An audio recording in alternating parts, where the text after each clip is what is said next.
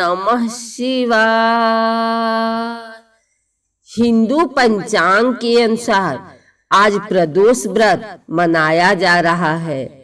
इस बार प्रदोष व्रत गुरुवार यानी कि आज पड़ा है, जिसकी वजह से इसे गुरु प्रदोष व्रत के नाम से जाना जाता है। मान्यताओं के अनुसार एकादशी की तरह हर मास में 2 प्रदोष व्रत भी आते हैं और यह व्रत हर मास के कृष्ण पक्ष और फिर शुक्ल पक्ष की त्रयोदशी तिथि पर पड़ता है।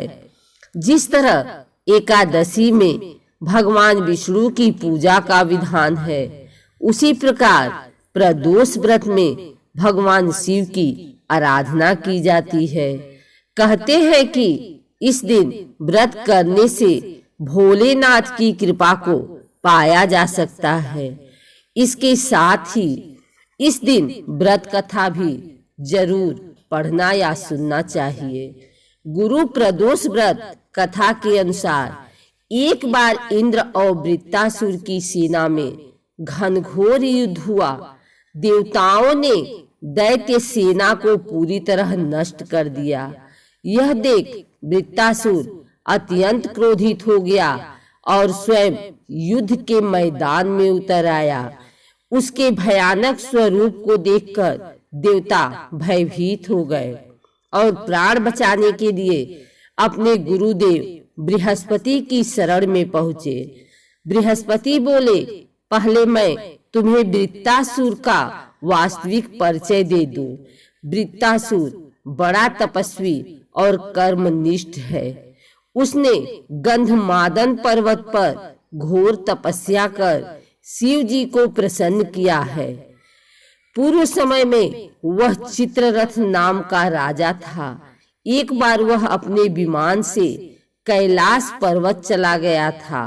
वहां शिव जी के वाम अंग में माता पार्वती को विराजमान देख वह उपहास पूर्वक बोला, हे प्रभु, मोह माया में फंसे होने के कारण हम स्त्रियों के वशीभूत रहते हैं, किंतु देवलोक में ऐसा कभी दिखाई नहीं दिया है कि स्त्री सभा में समीप बैठे। माता पार्वती क्रोधित होकर बोली। इस पर शिव जी तो कुछ नहीं बोले, लेकिन माता पार्वती ने क्रोधित होकर चित्ररथ से कहा, अरे दुष्ट, तूने सर्वव्यापी महेश्वर के साथ ही मेरा भी उपहास उड़ाया है। अतः मैं तुझे वह शिक्षा दूंगी कि फिर तू ऐसे सर्वव्यापी के उपहास का दुस्साहस नहीं करेगा। अब तू दैत्य रूप धारण कर विमान से नीचे गिर। मैं तुझे श्राप देती हूँ। जगदम्बा भवानी के अभिशाप से चित्ररथ राक्षस योनि को प्राप्त हुआ और त्वष्टा नामक ऋषि के श्रेष्ठ तप से उत्पन्न हो वृत्तासुर बना। देवगुरु बृहस्पति आगे बोले, वृत्तासुर बाल्यकाल से ही शिव भक्त रहा है। अतः हे इंद्र, तुम बृहस्पति प्रदोष व्रत कर शंकर भगवान को प्रसन्न करो। देवराज ने गुरुदेव की आज्ञा का पालन कर बृहस्पति प्रदोष व्रत किया।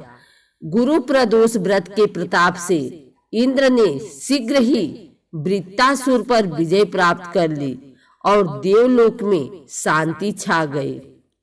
अतः प्रदोष व्रत हर शिव भक्त को अवश्य करना चाहिए।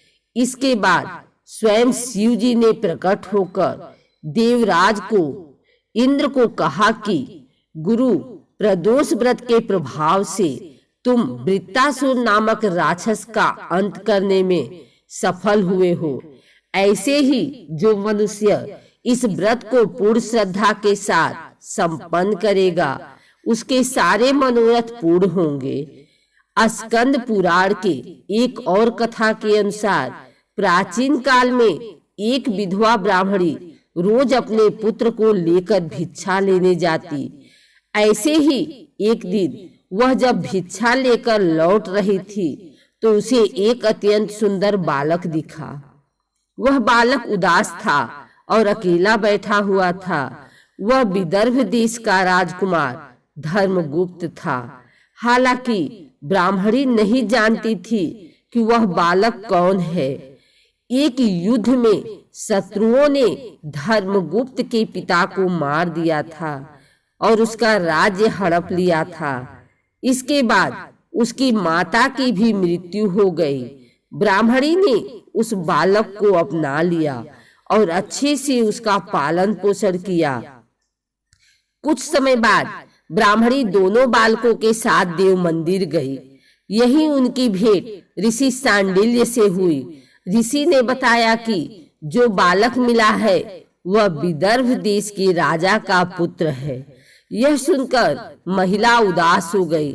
महिला की उदासी को देखकर ऋषि सांडिल्य ने ब्राह्मणी को प्रदोष व्रत करने की सलाह दी। ऋषि की आज्ञा से दोनों बालकों ने भी प्रदोष व्रत करना शुरू किया। दोनों बालक कुछ दिनों बाद जब बड़े हुए तो वन में घूमने निकल गए।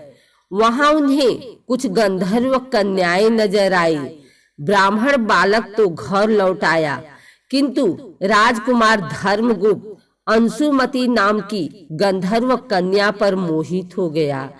कन्या ने विवाह हेतु राजकुमार को अपने पिता से मिलवाने के लिए बुलाया।